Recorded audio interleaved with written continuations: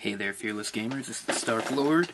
I decided to do a new video series after, I was planning to do this anyways, but after seeing some of the Adepticon results, I was a little sad to see that no one was playing Sisters of Battle in the big tournament, and I was like, someone's got to deal with this. So, that's what this series is going to be about. We're going to try to deconstruct the Sisters of Battle codex and build a viable list at a couple different point levels. We're going to shoot for 1850 and 2000 points, definitely. Maybe 1500 also, if people really want us to do that. I prefer doing that over 2000, building list-wise, but most tournaments in the area are 1850 or 2000. So, we'll see. Please tell me what you want. Definitely comment on what you think about the units we talk about, and also at what point levels you want me we want to discuss about, because they all play a little different, obviously. So for the first video, we're going to talk about the HQ choices.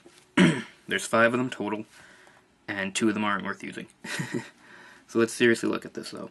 First off, we have the Canoness, who is your standard, captain-style character. I hate to say it, but don't take her for any kind of serious tournament. There are better options than taking a Canoness. She doesn't really bring a lot to the army. She's not like an awesome kill stick, nor is she an awesome support unit. She doesn't really bring anything. Actually, let's take a step back. When doing an HQ, really you want preferably something that really enhances your army. Those are the best HQs, like a librarian or something that has a lot of powers to make the rest of your army better. Eldar Farseers are a good example with things that support your army. The next best choice is something that really beats the crap out of things. The problem with those is they're very easily targeted and removed because it's only one model.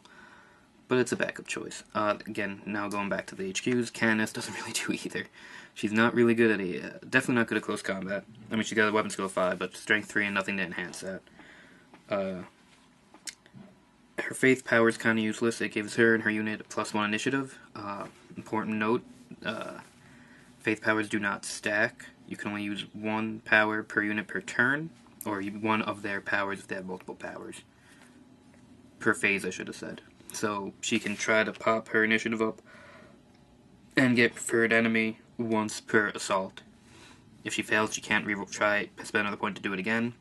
And if she succeeds, she can't spend another point to bring it up again after that. So you can make her initiative 5. Oh, yay. So she can go before non-dedicated assault units, but not worth it with strength 3 and a power weapon at best. She can bring a command squad. The command squad's faith powers gives them relentless. That's kind of useful. I played around with it, giving 3 heavy bolters in there because that's the max you can take. With that, with the standard feel no pain from the Chirurgeon or Trigion, however you say it, I think it's Chirurgeon, and the getting the faith point back on a roll of a 6 if you use the I forgot the name of it now. The really hard to say name, the Simulacre Imperialis, right? Did I kill that? Oh no. Do they even have that? They don't. They have a lot hailer. I forget what that does. Honestly, they're not worth it. They're too many points. They're not worth it. The Canoness isn't really worth it. Move on. The next point that you look at is the Priest. Standard Priest also isn't worth it. Not saying that he's bad. It's an okay choice, and let's take a Battle Conclave. Battle Conclaves are actually pretty decent. But for the price of a power weapon, you can get a special character that's 100 times better. So we're going to move on to those guys next.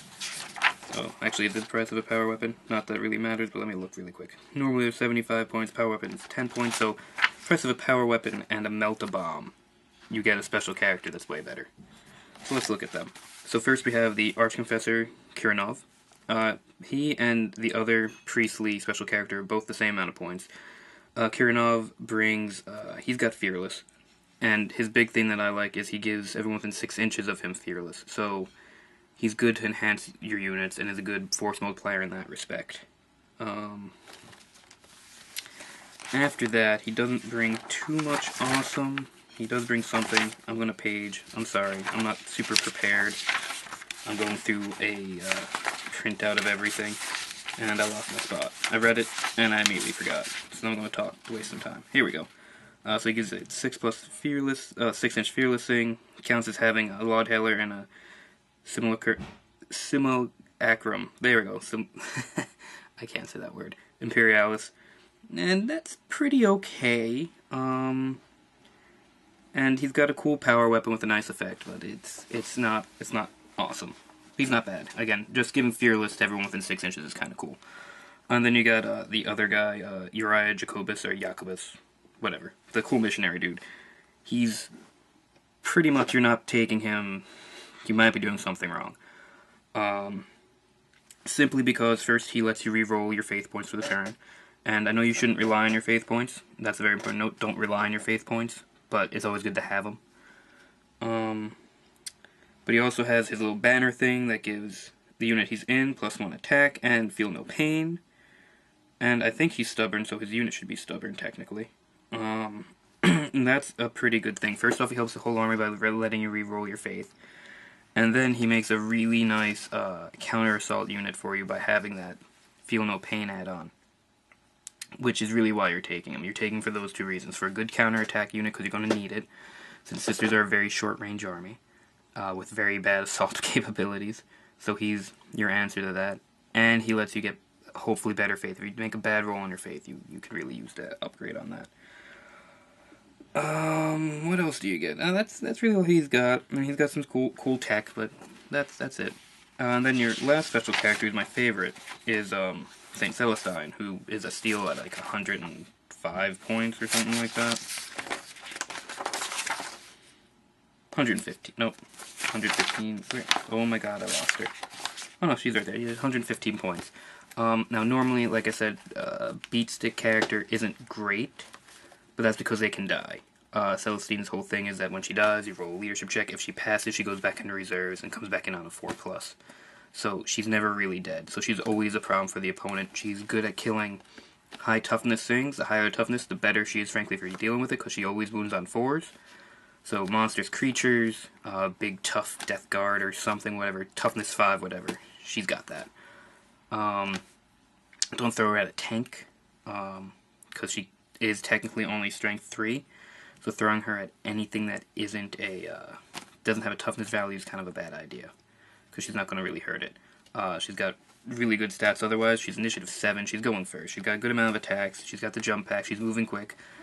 Just team her up with something. Give her some Seraphim to take some wounds for her, because even though she can come back up, you still want her to survive a little bit. So, in my opinion, the best two choices are Jacobus and Celestine. But I want to know what you guys think. Definitely, I mean, I usually at 1850 play 1 HQ, I play Celestine. I think Jacobus might be the best HQ choice overall in the whole book. I just don't have a model for him, but if going into a 2,000 or 1,800 to 2,000 point game, I would definitely consider, if I'm taking 2 HQs, him definitely should be in there. If you can take 2 HQs, you're taking him. 90 points, that's less than 2,000 points, that's less than 5% of your army points. It's worth it. And then just give him some Conclave dudes, and you're great. Battle Conclave, I should talk about that. Any priest can take them. Again, the normal priest isn't worth it. But Jacobus and Kirinov can both take the Battle Conclave. Battle Conclave has 3 options. There's the same 3 options, or 3 of the options from the Grey Knight book. You got Death Cult Assassins, Crusaders, and Arcoflagellants. If you're going to take Jacobus, don't bother with the Arcos, just because their big thing is they have Feel No Pain, Strength 5, but he already gives someone Feel No Pain, so it wouldn't synergize well. You're just giving the same unit and ability they already have. Not worth it. Most people take Death Cult Assassins because Death Cult Assassins are worth it. They are very good. And I'm trying to find their stats so I can tell you how good they are, and I can't. There they are. Death Cult Assassins are Strength 4 with Power Weapon. They have 2 base attacks, they have 2 weapons, and then if you throw them with Jacobus again, another attack, plus Feel No Pain on top of their 5 plus Invuln save.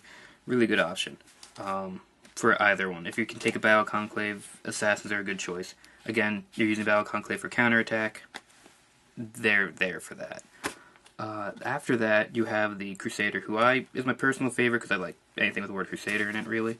And I like shields, and I like 3 plus Invuln saves, and that's what you take them for. They have 1 attack, and, Strength 3 with a power weapon, which is but what they really have is a 3 plus Invuln save.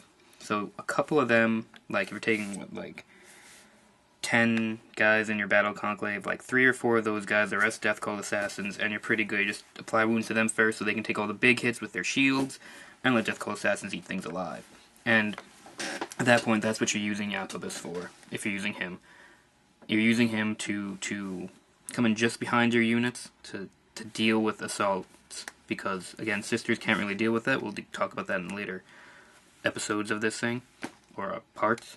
And they need something to back them up. And that's really what these 2 priest guys are going to do for you. Either you take him, Jacobus, with this Battle Conclave and counter-assaulting things hard and fast, or you take Kirinov with Battle Conclave and counter-assault hard and fast into things, while giving Fearless to everyone nearby, which is great.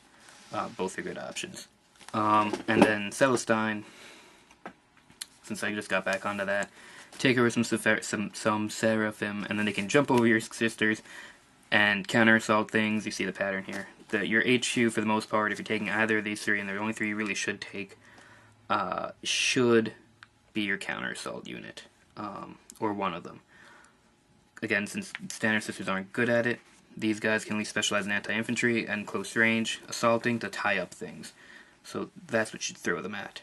So that's about it for the HQs. Next episode we're going to talk about troops, or troop, because there's only one.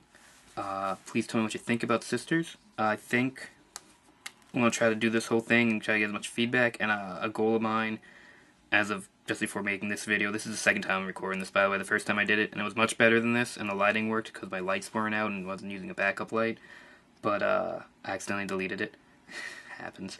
But I just saw about now is there's a Nova Style GT 2,000 point tournament in my area in early June. I might try doing it. I might try to bring this list just to bring sisters back. I mean, that's our goal here. We want people to play sisters, because this codex, well, the paper one in the White Dwarf, isn't a bad codex. It's not great, but I think it needs more play, and the thing that's holding it back, besides not having a lot of models for it, and not being able to get hold of the codex, is people just forget about it and think, oh, sisters, whatever, but they're worth it. And I guess that's going to be my job now, is to make people remember these girls and actually use them. So, till next time, where's the off button?